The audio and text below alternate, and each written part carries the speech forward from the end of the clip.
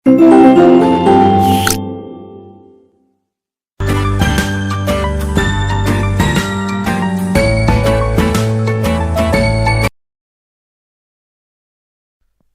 Good morning, सुप्रभात सभी प्यारे बच्चों। मैं विशाल शर्मा आप सभी का स्वागत करता हूं आपकी एसटी सोशल साइंस क्लास में। Today we study chapter number 3 the Delhi सल्तनत। आज हम दिल्ली सल्तनत जो मेडिवल हिस्ट्री का एक टॉपिक है इसको हम समझने का यहाँ पर प्रयास करेंगे। द दिल्ली सल्तनत marks the period when various Muslim dynasties ruled इन भारत, यानी कि दिल्ली सल्तनत वो पीरियड था जब मुस्लिम शासकों ने भारत में शासन चलाया। इट स्पेंस फ्रॉम 1210 टू 1526, 1210 से 1526 तक ये टाइम पीरियड माना जाता है दिल्ली सल्तनत का। उसके बाद मुगलों ने यहाँ पर एंटर्ड किया और दिल्ली उनकी कैपिटल थी। Sultan who conquered large part of the Bharatiya सब कॉन्टिनेंट, जो भारतीय सब कॉन्टिनेंट के एक बड़े हिस्से में काम करते थे। During this period 5 densities ruled in Bharat, 5 density थी जिन्होंने भारत में शासन चलाया। तो एक एक करके हम उन डेंसिटीज के बारे में पढ़ेंगे। तो सबसे पहले हम इसकी थोड़ी सी बैकग्राउंड यहाँ पर स्टडी करते हैं। इन 1178 Mohammad Ghori captured Rajput kingdom of Ahilwara and Peshawar. Mohammad Ghori ने अहिलवारा और पेशावर के राजपूतों को हरा दिया। He also occupied the parts of Punjab and Sindh in 12th century, और उसने पंजाब और सिंध में 12वीं शताब्दी में भी कैप्चर कर दिया। And wanted to invade Delhi and Ajmer ruling by Prithviraj Chauhan, a Rajput ruler of Delhi and Ajmer of that time, जो कि आपके पृथ्वीराज चौहान थे, राजपूत रूलर थे दिल्ली के और अजमेर के उस समय के। चलिए देखते हैं नेक्स्ट टाइम पे। In the first battle of Tarain between Mohammad Ghori and Prithviraj Chauhan in 1191 AD, 1191 में पृथ्वीराज चौहान ने क्या किया, यहाँ पर शासन चलाया। Mohammad Ghori faced a harsh defeated and had to retreat, और मोहम्मद गोरी पहले इस युद्ध में हार गए, but in the second battle that was fought in 1192 और 1192 में उसने दूसरा युद्ध लड़ा, और उस युद्ध में पृथ्वीराज चौहान थे जो थे वो हार गए थे। This defeated ended by Rajput supremacy in north Bharat and gave way to Turkish emperors to establishment themselves in subcontinent. यानी कि इस युद्ध के बाद क्या हुआ दोस्तों कि जो राजपूत साम्राज्य था वो नॉर्थ इंडिया से खत्म हो गया और भारत पर मुस्लिम शासकों के शासन की शुरुआत हो गई। यहाँ पे एक चार्ट के थ्रू समझेंगे। स्लेव डेंसिटी, जिसे हम गुलाम वंश के नाम से भी जानते हैं। उसके बाद 4 राजाओं के बारे में पढ़ेंगे। शमसुद्दीन, इल्तुतमिश, रुकनुद्दीन फिरोज शाह, रजिया सुल्तान, नाजिर उद्दीन मोहम्मद, गयासुद्दीन बलबन। उसके बाद यहाँ पर दूसरी डेंसिटी हम पढ़ेंगे खिलजी डेंसिटी है, खिलजी वंश 1290 से 1320, जलालुद्दीन फिरोज शाह खिलजी, अलाउद्दीन खिलजी और खसरू मलिक। आगे देखते हैं तुगलक डेंसिटी, गयासुद्दीन तुगलक, उसके बाद मोहम्मद बिन तुगलक और फिरोज शाह तुगलक, और साथ ही साथ सैयद डेंसिटी जिसमें खिजर खान सैयद, मुबारक शाह सैयद, मोहम्मद शाह सैयद और अलाउद्दीन आलम शाह सैयद। और उसके बाद लोदी डेंसिटी, यहाँ आप देख रहे हैं बहलोल लोदी 1451 से लेकर 1526 तक, और लास्ट राजा रहा यहाँ पर इब्राहिम लोदी। चलिए आगे बढ़ते हैं, शुरू करते हैं। यहाँ पर सबसे पहले नामुल मुल्क डेंसिटी, या जिसे हम बोलते हैं क्या, गुलाम वंश। यहाँ आप देख रहे हैं कुतुबुद्दीन ऐबक जो कि एक गुलाम था बच्चों, और किसका गुलाम था, मोहम्मद गोरी का एक गुलाम था, और इस गुलाम को गोरी ने भारत का सम्राट बनाया। इसीलिए फिर इसने अपने गुलाम इल्तुतमिश को भारत का सम्राट बनाया। इसलिए इस वंश को हम गुलाम वंश के नाम से जानते हैं, या इसको हम ममलूक वंश के नाम से भी जानते हैं। This density was named so because rulers of this density was slaves और ममलूक्स। जो ममलूक थे या गुलाम थे, Iltutmish and Balban were slaves of Qutubuddin Aibak. Qutubuddin Aibak के Iltutmish were slaves of Qutubuddin Aibak, who himself was a slave of Mohammad Ghori, जो मोहम्मद गोरी का गुलाम था। इन 1193 कुतुबुद्दीन ऐबक रिकैप्चर्ड दिल्ली, उसने दिल्ली को रिकैप्चर्ड किया, और 1206 में फाउंडेशन ऑफ दिल्ली सल्तनत वेयर ही फाउंडेड, और दिल्ली सल्तनत की उसने स्थापना की ममलूक डेंसिटी और स्लेव डेंसिटी के नाम से हम जिसको जानते हैं। कुतुबुद्दीन ऐबक 1206 से 1210, 1206 से 1210। Qutubuddin Aibak was a central Asian, Qutubuddin Aibak एक सेंट्रल एशियन थे। Mohammad Ghori had left him in charge of their territories he had conquered in Bharat.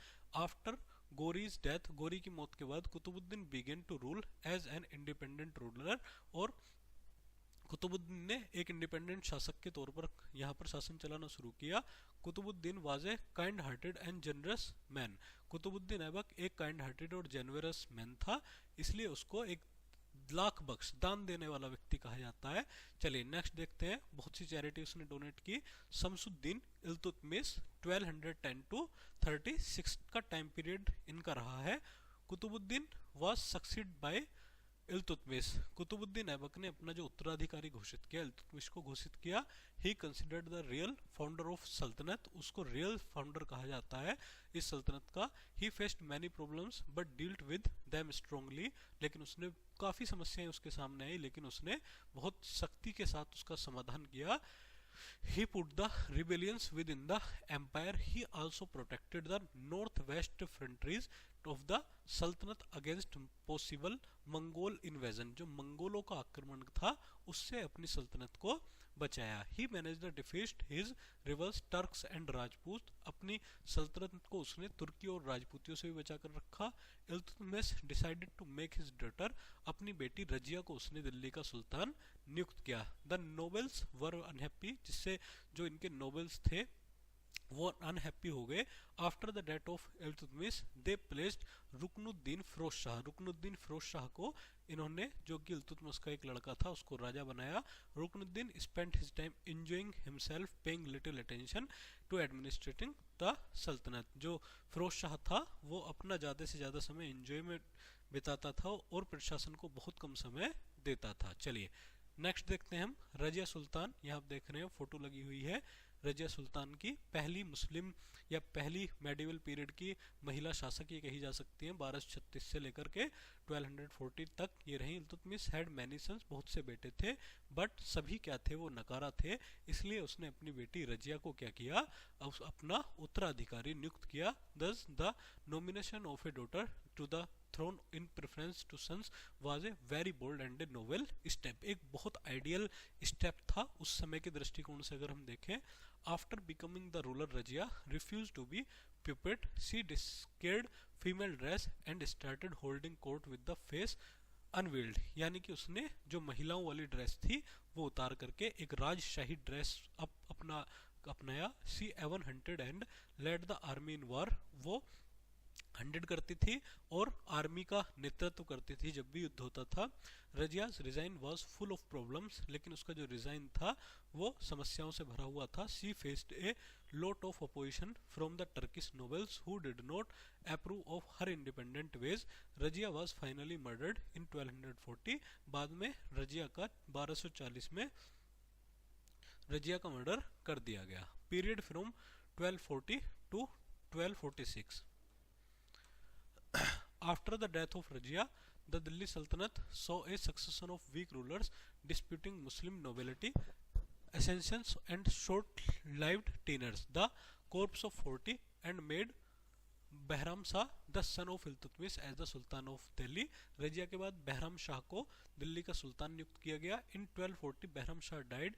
In 1242 corps of 40 manage to make Masud Shah the sultan of Delhi. The sultan was forced to delegate all his power to the corps of 40।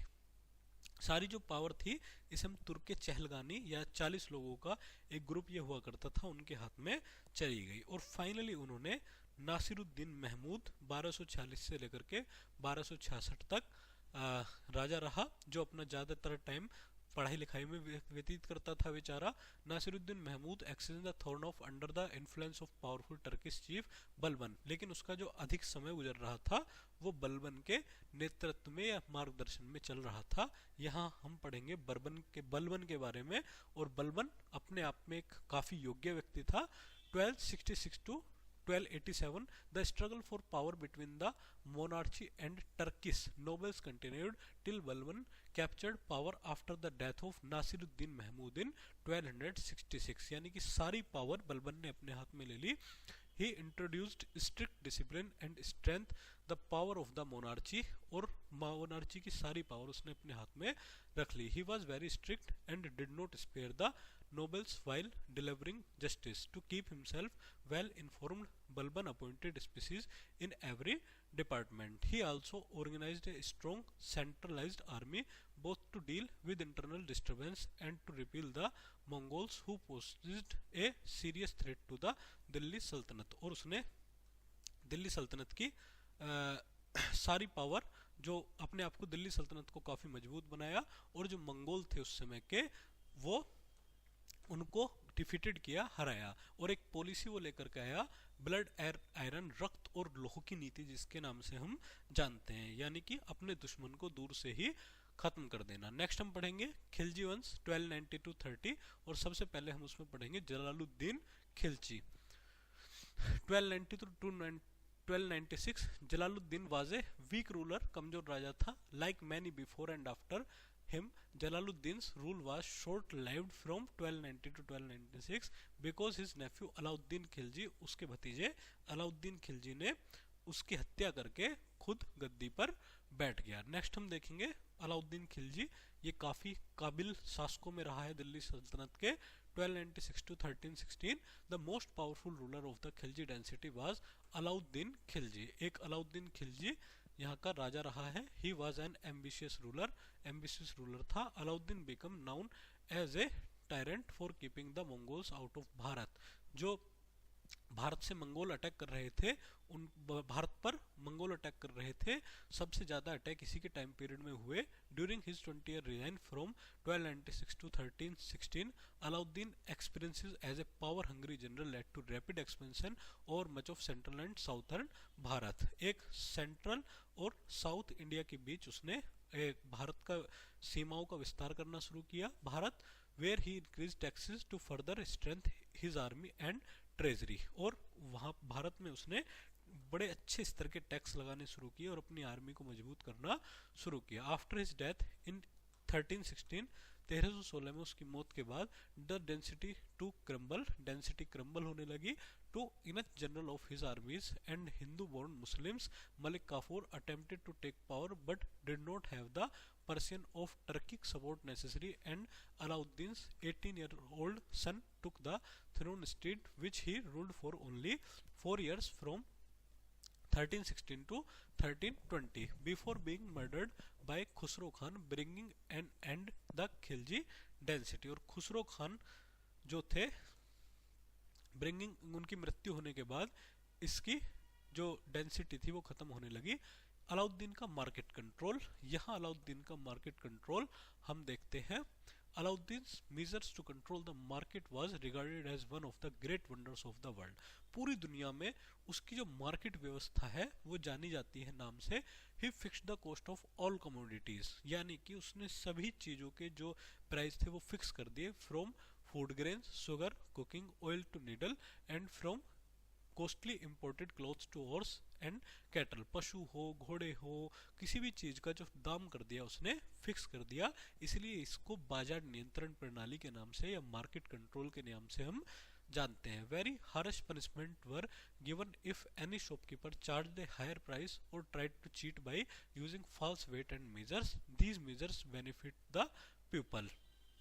कोई भी व्यक्ति जमाखोरी नहीं कर सकता था। यहाँ आप देख रहे हैं ये सल्तनत पीरियड के दौरान भारत में जो था विस्तार किया गया था मुस्लिम शासकों के द्वारा। आगे देखते हैं, और specially Alauddin Khilji. Impact of economic regulation, क्या प्रभाव हुए? The economic regulation of Alauddin were the greatest administrative achievement of the सल्तनत पीरियड। एक बहुत बड़ा अचीवमेंट था सल्तनत पीरियड का। The prices remained steady and there was no change in them even after lack of rain or other causes. It was a unique and remarkable achievement. The success of these economic measures was largely due to the genius and personal attention of the Sultan. These measures failed to survive his death because they operated against economic laws. Military administration military को काफ़ी मजबूत किया. Alauddin was the first Delhi sultan to maintain a well equipped standing army. बहुत अच्छी army बड़ी बनाई इन्होंने. He paid his soldiers in cash and gave them imported horses of good breed. यानी कि वो सोल्जर्स को काफ़ी अच्छी सैलरी देता था और अच्छे तनख्वाह भी देता था. The horses were branded to prevent theft. उनको दागा जाता था और इसे ही हम क्या बोलते थे, चेहरा बोलते थे.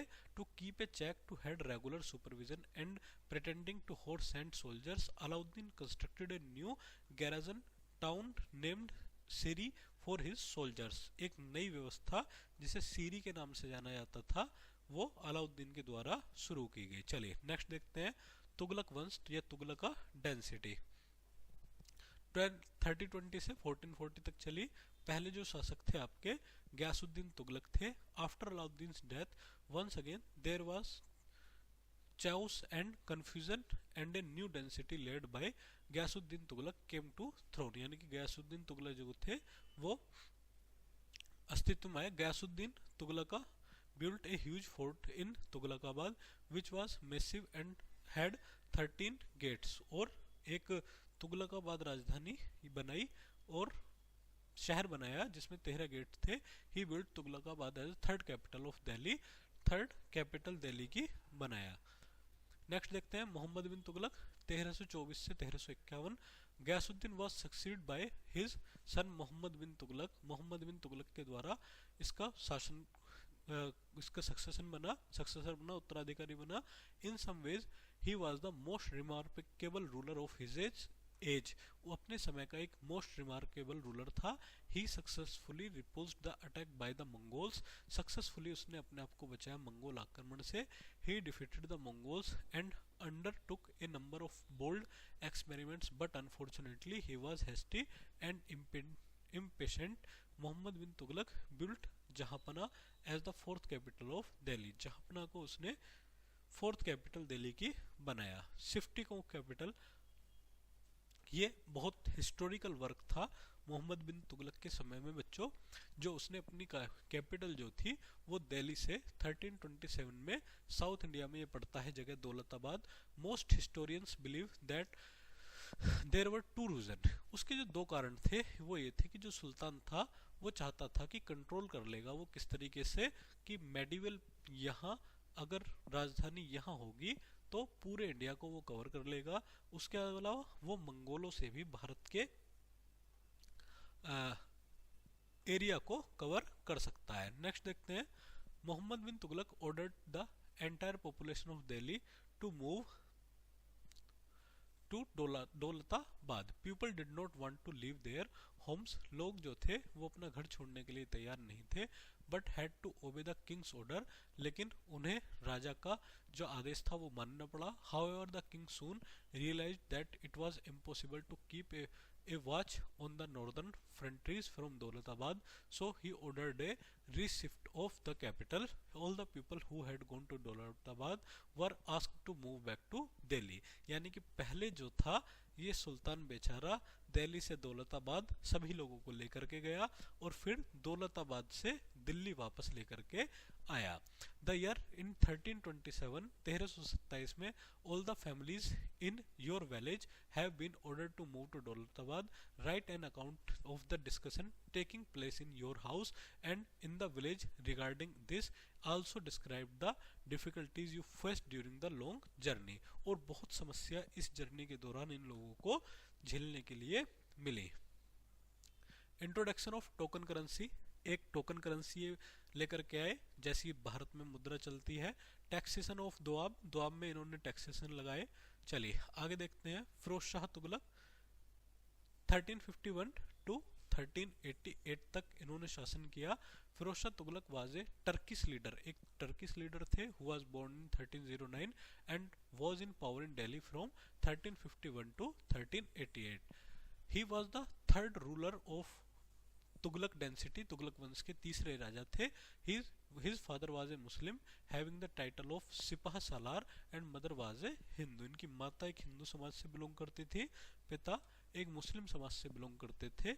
He was the third ruler of Tughlaq dynasty after the death of Muhammad bin Tughlaq। Muhammad bin Tughlaq, son of Ghiyasuddin Tughlaq, ascended the throne in 1325।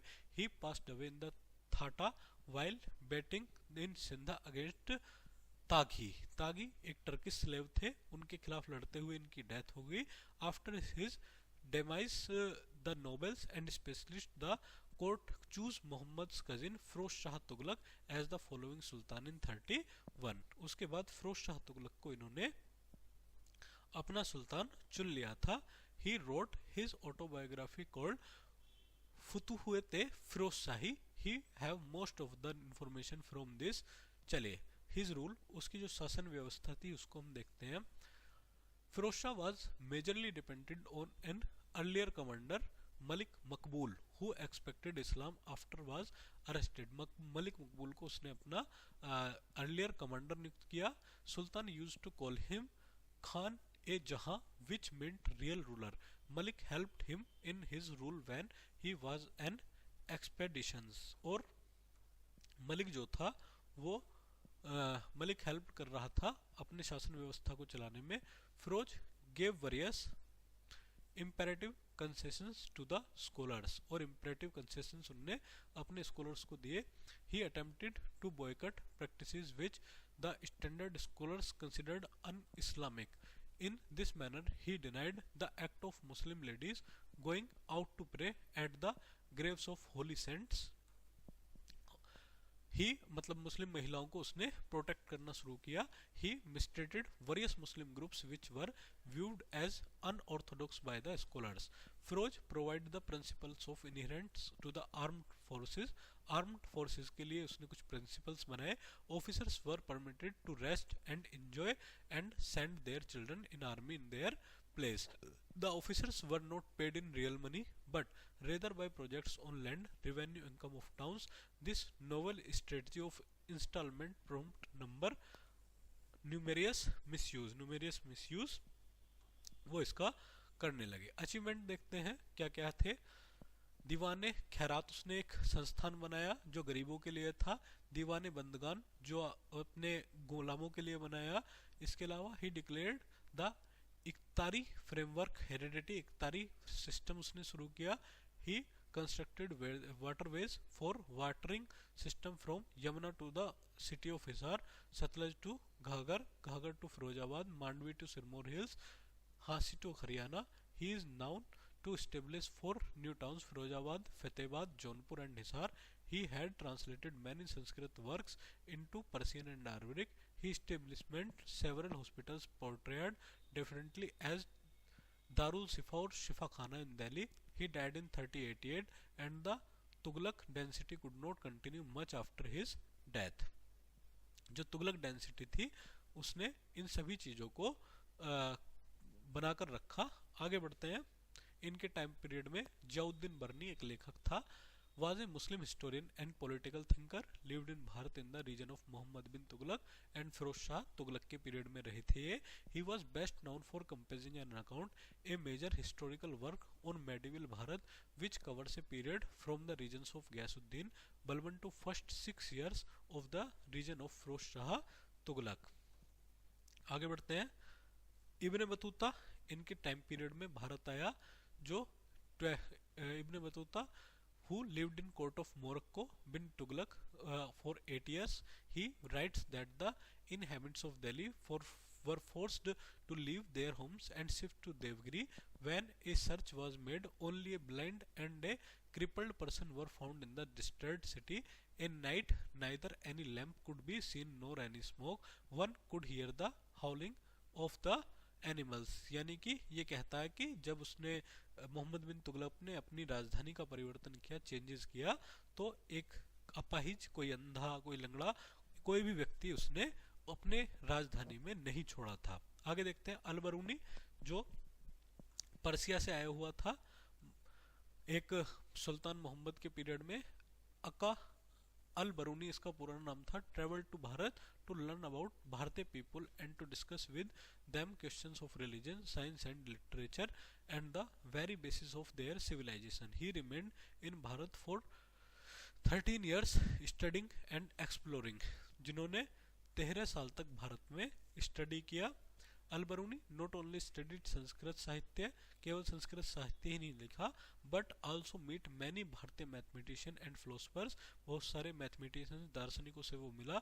Some of the most comprehensive study of Bharatiya medieval age is performed by Al Biruni. His notes we find elaborate descriptions and discussion of divinity, literature and mathematical equations. Al-Biruni was a true genius and nobody could match his knowledge and understanding the Bharat's life. आगे बढ़ते हैं। तैमूर's invasion, Taimur का attack 1398, Taimur lung जिसको हम बोलते हैं। The weakness of Delhi सल्तनत, इस समय तक जो दिल्ली सल्तनत थी काफ़ी कमज़ोर होगी बच्चों, और जो तैमूर था 1319 AD में, उसने तुर्की एक व्यक्ति था, claim a blood relationship with Genghis. His motive for raiding Bharat was to seize the wealth of Delhi, Delhi सल्तनत की जो संपत्ति थी उसको लूटना था। There was no one to stop this invasion, उसको रोकने वाला कोई नहीं था। Timur's armies ransacked and plundered the various towns of the way to Delhi. Taimur then entered Delhi and robbed it. Delhi को वो उसने अटैक किया और दिल्ली को पूरी तरह से रोक दिया। Killing people, लोगों को मारा। Taimur's invasion completely exposed the weakness of the Delhi Sultanate. Before leaving Delhi, Delhi छोड़ने से पहले Timur appointed Khizr Khan as his deputy in Bharat, Khizr Khan को उसने अपना डिप्टी नियुक्त किया। Khizr Khan established Sayyid dynasty and became first Sayyid ruler, Khizr Khan ने भारत में सैयद वंश की स्थापना की, जो आपका पहले 1414 से 1421 तक बना। फिर उसके बाद मोहम्मद मुबारक शाह सैयद बने, कुछ जरूरी नहीं पढ़ना है यहाँ पर। अब हम पढ़ेंगे कौन सा, the Lodhi density. Last density है लोधी टेम्प, आप यहाँ पर देख रहे हैं Lodhi tomb. The Lodhi density 1451 to 1526, the Lodi density was the first Afghan Pashtun density in Bharat during the सल्तनत पीरियड, जो अफगानी समाज था उसके द्वारा स्थापित किया गया पहला ये शासन था, व्यवस्था थी। 1451 से इन्होंने 1526 तक अपना शासन चलाया, और 3 राजा हमें इनके बारे में पढ़ने हैं, बहलोल लोदी, सिकंदर शाह लोदी और Ibrahim Lodi. The first Lodi ruler was Behlol Lodi. He tried to consolidate the fragmented sultanate. He removed rebellious governors and appointed loyal Afghan nobles in their places. At the time of his death, the sultanate stretched from Punjab to Bihar. Punjab से बिहार तक इसने अपनी सल्तनत का विकास किया।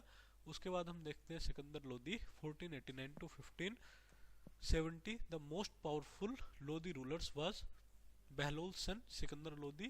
He annexed Jaunpur and Bihar and signed a treaty of friendship with the ruler of Bengal. He also introduced many public welfare measures, for example like Alauddin Khilji. He tried to lower the prices of all essential items. He also gave loans to farmers. He founded the city of Agra and made it his capital. और उसने नया एक शहर आगरा, जो present आप देख रहे हैं, उसको बनाया और अपनी शासन व्यवस्था में लागू कर दिया। नेक्स्ट देखते हैं, इब्राहिम लोदी सक्सीड सिकंदर लोदी। सिकंदर लोदी राजा बना इसकी मृत्यु के बाद। Afghan nobles rebelled against him, एक विद्रोह अफगानियों के द्वारा इसके समय में हुआ। ही हाउएवर डिफीटेड देम, इस विद्रोह को उसने कुचल दिया। To prevent such revolts in future, भविष्य में भी बहुत सारे विद्रोह हुए। The displaced nobles conspired with Babur, who overthrew Ibrahim Lodi in the first battle of Panipat 1526. और एक व्यक्ति बाबर था जिसने 1526 में इब्राहिम लोदी को हरा करके अपना एक नया वंश मुगल वंश स्थापित किया। चलिए देखते हैं क्या है सेंट्रल एडमिनिस्ट्रेशन, जो सल्तनत एडमिनिस्ट्रेशन चलाया। द सल्तनत government was a centralised entity having a democratic nature of an Islamic state, जो इनकी डेमोक्रेटिक सिस्टम था वो बिल्कुल इस्लामिक स्टेट की तरह था। The sultan use to appoint numerous ministers, सुल्तान बहुत से मिनिस्टर्स को नियुक्त करता था। वजीर और the prime minister had great authority and all the officers were appointed by him only, जो वजीर होते थे वो प्राइम मिनिस्टर होते थे, एक बड़ी अथॉरिटी होते थे और सभी अथॉरिटी उनके द्वारा अपॉइंट की जाती थी। He was the adviser of the sultan in the administrative affairs. The Sultan was never branched into consistent province with uniform administrative system. This Sultan was a centralized monarchy. जो सल्तनत system था वो एक centralised monarchy था। None of the Sultanate of Delhi thought of reorganizing the provisions on a uniform basis, और इसको उन्होंने पूरे यूनिफॉर्म बेसिस पर चलाया था। आगे देखते हैं डिवीजन ऑफ एम्पायर। द सल्तनत वाज डिवाइडेड इन सुबास और provenance. Each provenance was divided into 6 which were further divided into Parganas and Parganas into village. जो सल्तनत थी वो परगनाओं में बटी हुई थी और परगना गांव में बटे हुए थे। द हेड ऑफ द सूबा वाज कॉल्ड मुक्ति, जो सूबे का हेड होता था उसे मुक्ति कहा जाता था। The parganas was headed by amil, the village headman were called muqaddam, जो गांवों के चौधरी हुआ करते थे, टैक्स रेवेन्यू कलेक्ट करते थे, उन्हें muqaddam accountant patwari and landlord was as khuts, landlords को खुत्स कहा जाता था। इकोनॉमिक टूल देखें। Alauddin Khilji fixed the prices of basic utility items in order to keep his soldiers and people happy.